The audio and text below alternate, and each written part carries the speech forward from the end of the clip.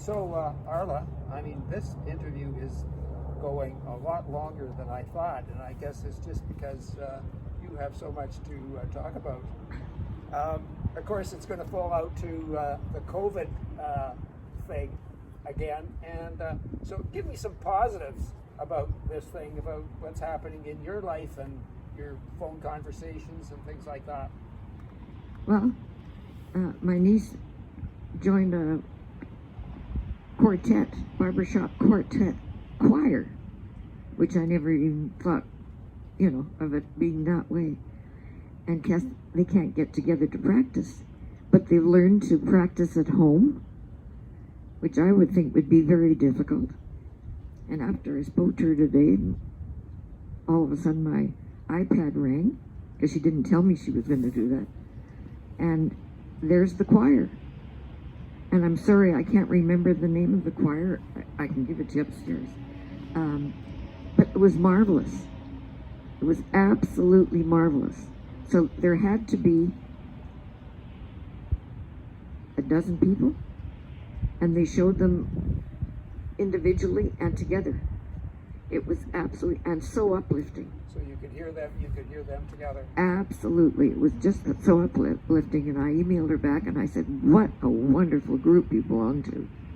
That's and I popped up somewhere on the iPad on the weekend, and Winnipeg Symphony was playing, and the same thing, doing it individually, far apart.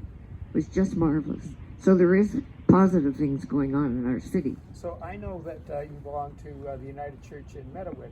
Right. And have you been going to church, or even what? No, it's closed down. You can go into the church, but you have to phone, make an appointment. All right. But they've been right from March, I guess, or a little shortly after, they went on Zoom and or YouTube, whatever, and it was marvelous. Our minister was leaving, and he's retiring, and we called a new minister. She's a lovely person, and I think she's going to work out fine, but we really can't get to know her. I feel sorry for her. The dialogue is kind of one way, because she's doing the talking and not really getting response from the parishioners yet. Right. And ministers usually come and visit, Yes. Oh, you can't even do that anymore. So I think if she's got the hardest job right now, I would think. Yes. So, but it's an active church, and they still help out with West Broadway that has lots of problems with inner city. Yes. And they're still doing that. So it's interesting that every weekend in the Free Press, John Longhurst has an article about churches, and he was not pessimistic, because if you count the online attenders, they're doing better, and also donations are not suffering. No. Donations are They're doing stable. all right. Yeah, they're stable. So that's very encouraging. Yeah. And of course, with this, people are not shy to sample different churches.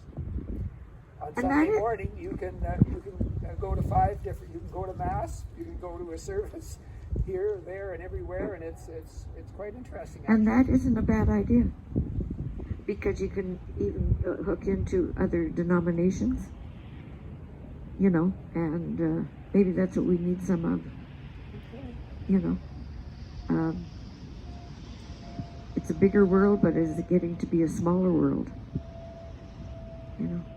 I don't think it's all bad, because the young people think of churches or services different than what you and I do. Yes.